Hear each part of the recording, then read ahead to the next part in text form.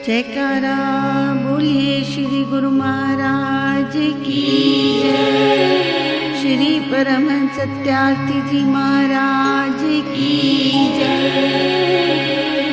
श्री नगरी निवासी भगवान श्री परमहंस सत्यार्थी जी महाराज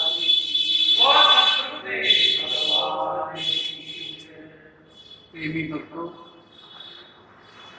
अच्छी आत्माओं, एक बच्चे ने पूछा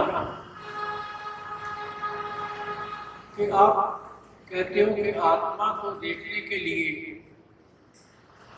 आत्म साक्षात्कार करने के लिए जागना जरूरी है। संसार के व्यक्ति सोए हुए हैं और उनको जगाने के लिए ही महापुरुष अवतार लेते हैं और आकर के उनको शिक्षा देते हैं कि यह मनुष्य तो जाग जा। ये संसार वास्तव में सपनों की एक दुनिया है, सपना है। हम बच्चे थे, आज जवान हो गए, हंसते हैं। क्या हम भी बच्चे थे? हमारे वो छोटे छोटे कपड़े, छोटे छोटे साथी, यार दोस्त कहाँ गए? एक सपना बन गया और उस सपने में ही हम जी रहे हैं। कल ये जवानी भी सपना बन जाएगी। हर बीता हुआ कल आज के लिए एक सपना है और इसलिए महापुरुष आकर के संसार में कहते हैं, हे मनुष्य जागो, उठो। तो प्रश्न है, क्या हम संसार में रह करके सोए ही रहेंगे, जाग नहीं सकते? हकीकत क्या है? सत्य पर चलने के लिए असत्य को देखा जाता है। उस महान शक्ति के पास जाने के लिए माया को भी देखा जाता है। ये संसार में जो भी हम रह रहे हैं, जो भी हम देख रहे हैं, सब माया है और प्रत्येक मनुष्य को माया ने घेरा हुआ है। परंतु मैं ऐसा कहता हूं, महापुरुषों के ऐसे वचन हैं, हमारे धर्म शास्त्रों में ऐसा लिखा हुआ है कि मनुष्य इस संसार में रहता हुआ भी सजग हो सकता है, जाग सकता है। जितने हमारे महापुरुष हुए उन्होंने संसार में जीवन गुजारा और इसी में जागे। महात्मा बुद्ध जब राजपाट छोड़ करके चले तो कहने लगे कि अब मैं जाग गया हूं, ये सोए हुए हैं, ये जाग जाएंगे, मुझे सुला देंगे। इसलिए ऐसा कि चल ले चल, मुझे जंगलों में छोड़ दे, मैं जलते हुए महल को नहीं देख सकता, मैं दुनिया के चकाचौंध को नहीं देख सकता। जितने भी महापुरुष जिन्होंने आत्म साक्षात्कार किया, आत्मा को जाना, पहले आत्मा को माना। जिसने भी आत्मा को मान लिया कि कोई चीज है, कोई शक्ति है, उसी ने उसको पहचानने की कोशिश की, उसी ने उसको जानने की कोशिश की। पहले हमें असत्य को देखना है, कभी आपने देखा होगा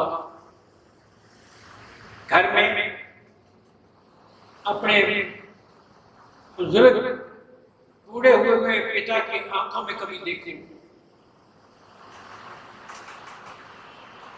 कभी देखो, आंखों में देखो, अपने नन्हे मुन्ने बच्चे की आंखों में देखो,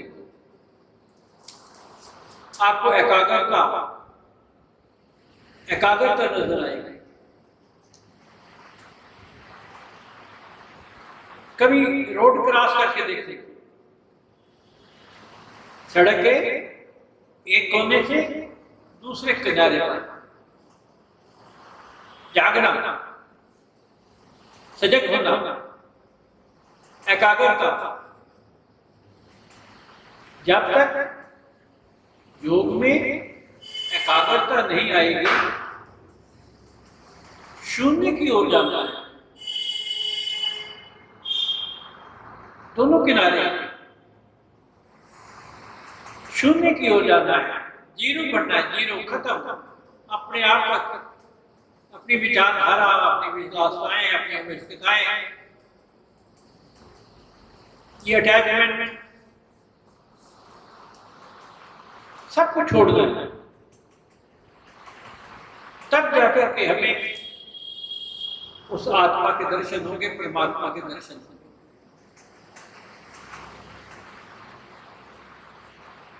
संत विवेकानंद नदी के किनारे पर बैठे हुए उनके महापुरुष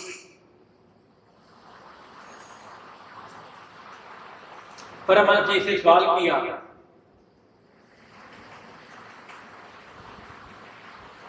कि मैं उस परमात्मा को पाना चाहता हूं। आप कहते हो कि जैसे चुटकी बजाई जाती है, इतनी देर में परमात्मा से मिलन हो जाता है। मुझे उसका तरीका बताओ।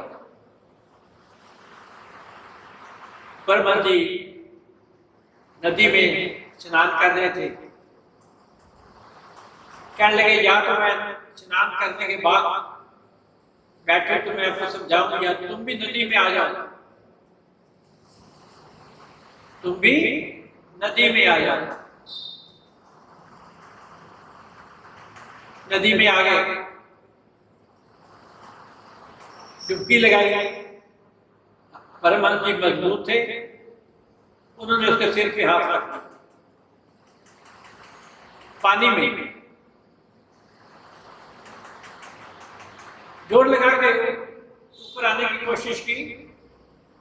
परमहंस जी ने फिर दबा दिया, फिर ऊपर आने की कोशिश की, फिर दबा दिया।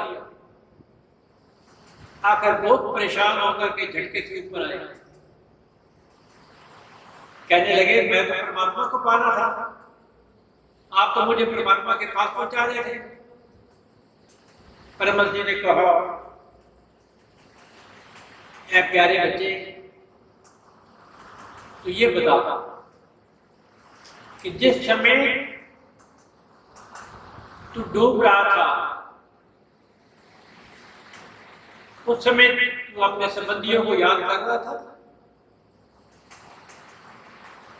उस समय तू अपने पढ़ाई को याद कर रहा था, उस समय तू अपनी आवश्यकताओं को याद कर रहा था। संत जी ने कहा, उस समय तो सिर्फ एक ही प्रश्न था, मेरे प्राण कैसे बचेंगे, बस। कहते यही एकाग्रता मनुष्य की अगर संसार में रहते हुए आ जाए तो ईश्वर को प्राप्त कर लेते हैं,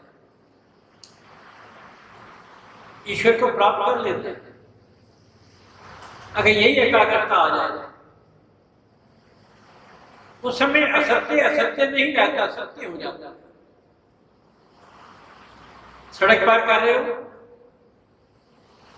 सिर्फ एक ही एकाग्रता रहती है कि कोई मुझे हिट ना कर जाए, इधर देख उधर देख। आपने सड़क पार की। वास्तविकता यही है, हम इस संसार में रहते हुए भी अपने मन की एकाग्रता कर सकते हैं। उस समय कर सकते हैं जिस समय हमारा बाहर से ध्यान हट जाएगा। बाहर से ध्यान हटना ही वास्तव में जागना है, सजग होना है, एकाग्रता उसी में ही है। हम रात को सोते हैं, सपनों की दुनिया में आ जाते हैं। उस समय हमें मालूम ही नहीं होता कि हमारे दाएं क्या हो रहा है, हमारे बाएं क्या हो रहा है, कौन क्या कर रहा है, कौन नहीं क्या कर रहा है, कुछ ज्ञान नहीं होता। जिस समय मनुष्य संसार के ज्ञान से अज्ञानी हो जाता है, जिस समय मनुष्य संसार की लिपायमानता को छोड़ देता है, जिस समय मनुष्य सजग हो जाता है, उस समय से एक ही ध्यान होता है, वो आत्म शक्ति जो प्रत्येक मानव के हृदय में समाई हुई है, वो जाग उठती है। एक प्रश्न पूछता हूं मैं आपसे,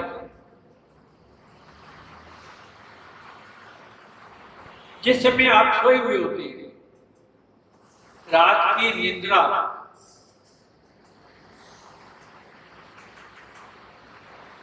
रात को सपना आता है, बहुत सुंदर सपना,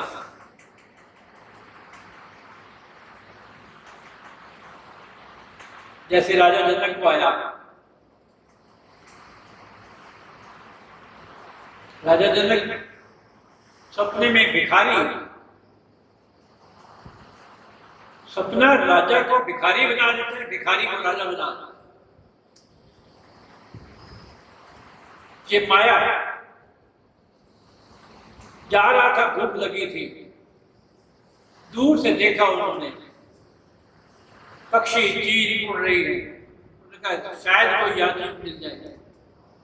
आगे गया तो भंडारा समाप्त हो रहा था। कब मुझे थोड़ा सा दे दो। उन्होंने बचा खुचा हथेली में रख दिया। जब राजा खाने लगा तो चील आई और वो भी उठा के ले गई,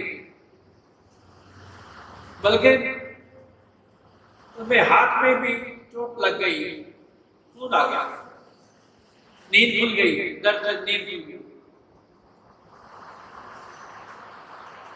राज दरबार में सबको बुलाया गया, पूछा कि ये अवस्था सच है या जो सपने में देखा वो सच है? सच कहाँ है? सत्य क्या है? जो हम संसार में जी रहे हैं वो सत्य है या असत्य है? या हमें सुंदर सुंदर सपने आते हैं वो सत्य है या ये संसार मेरा न सत्य है? राज जोशियों ने कहा, राजन, ना ये सत्य है ना वो सत्य है, सत्य कोई और चीज नहीं। सत्य वो है जो सपने में आप जो कुछ भी देखते हो, उठने के बाद जो अंदर बैठा हुआ आत्मा राम ये कहता है कि आज आनंद आया या आज सपने में बड़ा दुख हुआ। सुख और दुख का ज्ञान जो रचता है, वास्तव में वही सच्चा ज्ञान है। वही हमारी आत्मा सजग रहती है, अंदर से सजग रहती है। सपने में भी और एक छोटी सी बात बताता हूं। छोटी सी बस करके प्यारे बच्चे बद्रीनाथ केदारनाथ गए। रास्ते में ऋषिकेश के आगे 84 मील पड़ता है, 84 वहां पर बाउंडर आ गया, तूफान आ गया। जो बच्चे हंस खेल रहे थे, कहानियां कर रहे थे, बस में बैठे हुए, सबके मुंह से एक ही बात निकली, ये सदगुरुदेव भगवान बचा लो, ये मेरे परमेश्वर बचा लो, ये मेरे सदगुरुदेव भगवान। बस उसमें असत्य में भी सत्य था। उस समय मन क्यों एकाग्र हो गया? उस समय प्रत्येक के मुख से एक ही बात निकली, ये मेरे सदगुरुदेव भगवान हमें बचा लो। ये है एकाग्रता, जो हमें सुख और दुख में हमें याद दिलाता है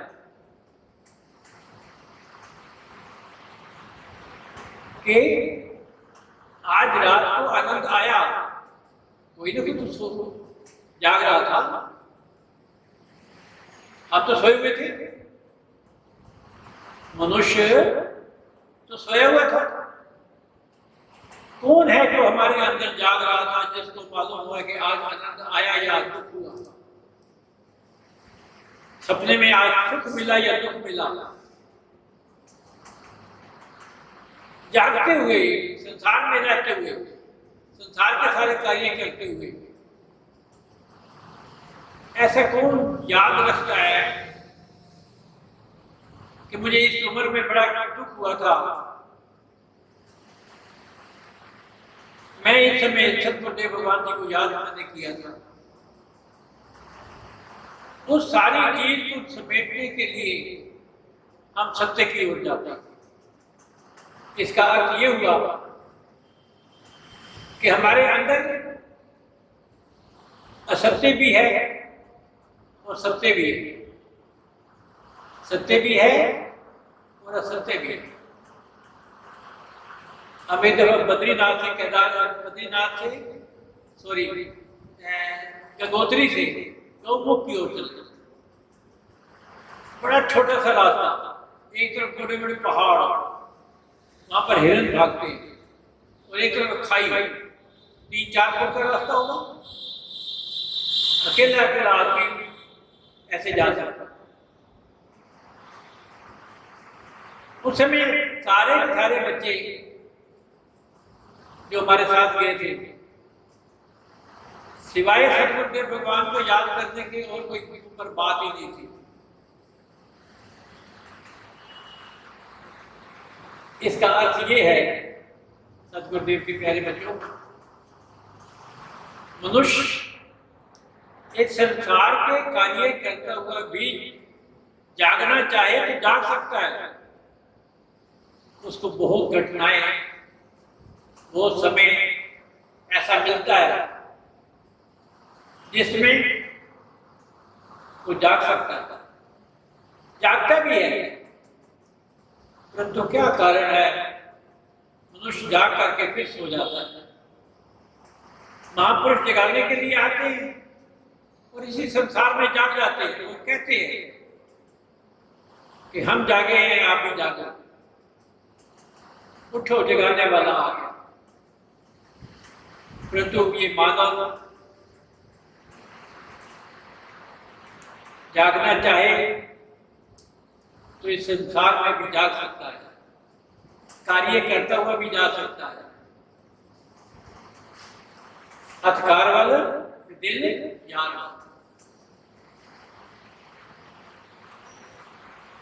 हाथ काम की तरफ है। कभी सब सुन रहे हैं, पर ध्यान जो है वो परमेश्वर की तरफ है, अपने सदगुरुदेव भगवान की तरफ। संसार में रहते हुए भी हम जाग सकते हैं, सजग हो सकते हैं और उस सत्य को पहचान सकते हैं। क्या कारण है कि हम जाग करके फिर सो जाते हैं,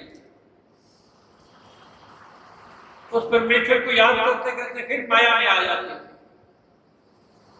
अच्छी है माया, बुरी नहीं है, पर माया को सत्य को ढूंढने के लिए लगाओ, सच्चाई को ढूंढने के लिए लगाओ, ना कि संसार की विलासिताओं को ढूंढने के लिए लगाओ। उस तरफ लगाओ जहां मनुष्य जाग जाए तो कभी सो नहीं सकता। जागना सीखो, सोना नहीं। इस संसार में जितना जाग सको। अरे तुलसीदास जी ने तो इतना कह दिया, एक घड़ी आधी से बुनियाद। कितने छोटे पीरियड रख दिया, फिर भी मनुष्य कम अज कम अपने किए हुए कर्मों को उनके श्री चरणों में रख तो सकता है, अपने आप को सत्य की ओर जा सकता है। इसलिए सदगुरुदेव के प्यारे बच्चों, हमने असत्य में सत्य को ढूंढना है, नींद में जागना है, नींद में जागना है, असत्य में सत्य को ढूंढना है। और इसी संसार में रह करके ढूंढना है, कोई और संसार नहीं मिलेगा आपको ढूंढने के लिए। इसलिए इसी संसार में ढूंढो, जितना समय मिले उतना करो, इसमें ही हमारी जिंदगी का कल्याण है। हरिओम तत्सत।